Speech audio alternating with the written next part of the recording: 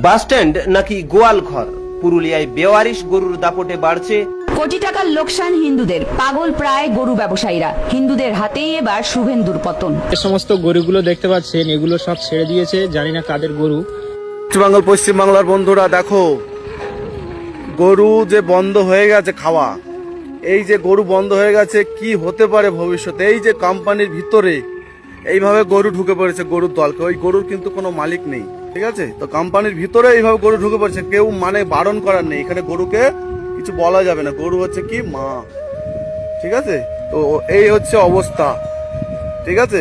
গরুতে মানে এত গরুর অত্যাচার, না রাস্তায় চলা যায় না কোনো কিছু, ঠিক আছে? এইভাবেই দল বেঁধে যেদিকে যাবে এইভাবে দল বেঁধে। যদি এখন এই গরুগুলো যদি কোনো জমিতে যায়, কারোর ফসলে যদি যায়, তাহলে কি থাকবে? কিছু রাখবে এরা?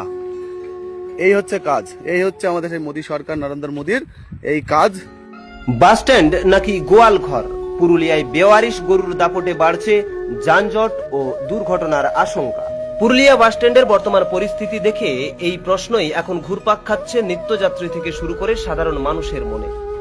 দীর্ঘদিন ধরেই পুরুলিয়া বাসস্ট্যান্ড চত্বরে বাড়ছে বেওয়ারিশ গরুর ভিড়। স্থানীয় সূত্রে জানা গেছে এই গরুগুলি কখনো রাস্তার মাঝখানে, আবার কখনো বাসের নিচে বসে বা দাঁড়িয়ে থাকে। ফলে এমনিতেই ঘিঞ্জি এই বাসস্ট্যান্ডে যানজট যেমন নিত্যদিনের সঙ্গী হয়ে উঠেছে, তেমনি চরম আকার ধারণ করেছে দুর্ঘটনার আশঙ্কা। শুধু বাসস্ট্যান্ডই নয়, পুরুলিয়া শহরের হাটের মোড়, হসপিটাল মোড় এবং ট্যাক্সি স্ট্যান্ডের মতো গুরুত্বপূর্ণ ব্যস্ত এলাকাগুলিও এখন বেওয়ারিশ গরুর দখলে। সম্প্রতি রাজ্যে প্রশাসনিক স্তরে পালাবদল ঘটেছে। এই পরিস্থিতিতে পুরুলিয়ার সাধারণ মানুষের একটাই প্রশ্ন, এবার কি তবে এই সমস্যার স্থায়ী সমাধান হবে? মানে গরু না খাওয়া দিতে পেরে এরকম গরু কিন্তু ছেড়ে দিয়েছে, এবং সেই গ্রামের মধ্যে ঢুকে সব বাগান বাড়ি কি অবস্থা করছে। এই যে অনেকগুলো গরু, মানে মালিক একদম ঘর ছাড়া করে দিয়েছে। এই যে দেখতে পাচ্ছেন কি অবস্থা, এই গরু না মানে বিক্রি হয়, এই সমস্ত অবস্থা। এই যে আমাদের গ্রামে সব এগুলো ঢুকেছে অনেকগুলো। এই যে আরো কটা ছিল ওইদিকে চলে গেছে, একজনের গিয়ে মানে বাগানে অনেক ক্ষতি করেছে। তো বাগানের মালিক টেড়ে এই পর্যন্ত দিয়ে গেছে। সব কি অবস্থা দেখতে পাচ্ছেন।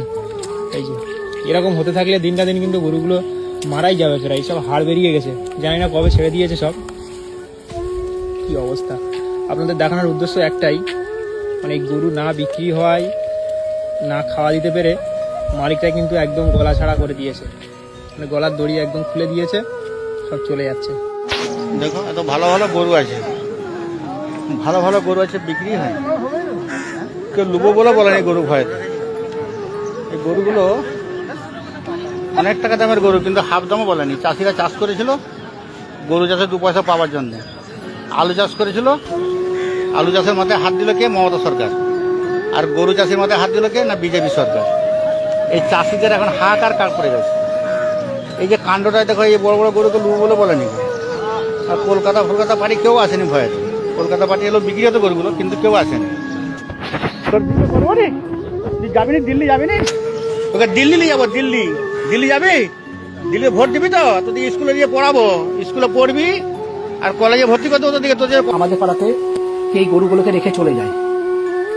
সরকারের কাছে আমার শুধু গ্রামবাসী হিসাবে একটাই অনুরোধ, যে আপনারা শুধু একটু এদিকটাও একটু দৃষ্টিপাত করবেন, যাতে এই অবলা জীবগুলো না খেয়ে এরকম পরিস্থিতির শিকার হয়। সত্যি কথা বলতে অনেকে হয়তো এইসব গরুগুলোকে মেনটেন করতে পারছে না বলেই হয়তো পাড়ায় পাড়ায় এইভাবে ছেড়ে দিচ্ছে। তো যাই হোক, একজন হিন্দু সনাতনী ছেলে হিসাবে আমার কিন্তু এই জিনিসটা কিন্তু খুবই খারাপ লাগছে। তাই সরকারকে বলবো একটু এদের দিকেও দৃষ্টিপাত করতে। কোটি টাকার লোকসান হিন্দুদের, পাগল প্রায় গরু ব্যবসায়ীরা। হিন্দুদের হাতেই এবার শুভেন্দুর পতন। গরু বিক্রি না করলে পশ্চিম বাংলার সাধারণ হিন্দুরা খাবে কি? নিজের ফাঁদে নিজেই পড়ল শুভেন্দু। রাজনীতির দাবার বোর্ডে ধর্মকে গুটি করে খেলতে নেমে আজ এমনই এক চরম অস্বস্তিকর এবং বুমেরাং পরিস্থিতির মুখে এসে দাঁড়িয়েছে রাজ্যের গেরুয়া শিবির। যে পাতা ফাঁদে সংখ্যালঘু সম্প্রদায়কে আটকে ফেলার ব্লুপ্রিন্ট তৈরি করা হয়েছিল, সেই ফাঁদে আজ আষ্টে পৃষ্ঠে জড়িয়ে গিয়েছেন স্বয়ং শুভেন্দু অধিকারী নিজে। খাটালে এখনো দেখো কত গরু আছে, আমরা কিন্তু কেউ গরু কিনিনি। করার নেই, আমাদের সরকারের আইন আমরা কিন্তু সবাই মেনে চলেছি। দেখেছো তো বন্ধুরা, দেখতে পাচ্ছেন কত হাজার হাজার লক্ষ লক্ষ গরু দেখে একদম মন খারাপ হয়ে গেল। আসলে এটা বাস্তবই যে গোমাংস রপ্তানির দিক থেকে কিন্তু ভারত তৃতীয় অথবা দ্বিতীয়তে অবস্থানরত। দেখতে পাচ্ছেন চাষিদের, আসলে গরু চাষিদের মাথায় হাত। এত হাজার হাজার লক্ষ লক্ষ গরু পালন করেছে, সেই গরু কেনাবেচা কিন্তু এখন বন্ধ হয়ে গেছে। পুরো ভারত জুড়েই কিন্তু হাজার হাজার লক্ষ লক্ষ কোটি কোটি গরু কিন্তু এখন এই গরুগুলোকে ছেড়ে দিয়েছে।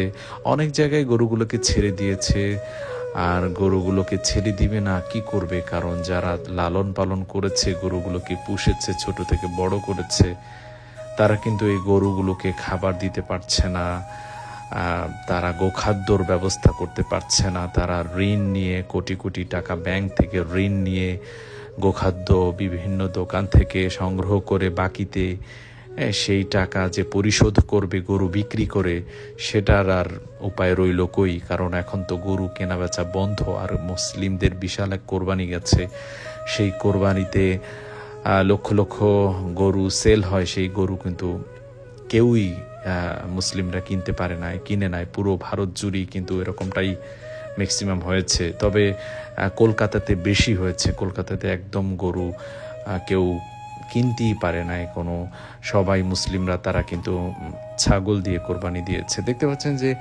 এত গরু, এত লক্ষ লক্ষ গরু, কোনো গরু বাঁধা আছে, কোনো গরু ছেড়ে দিয়েছে।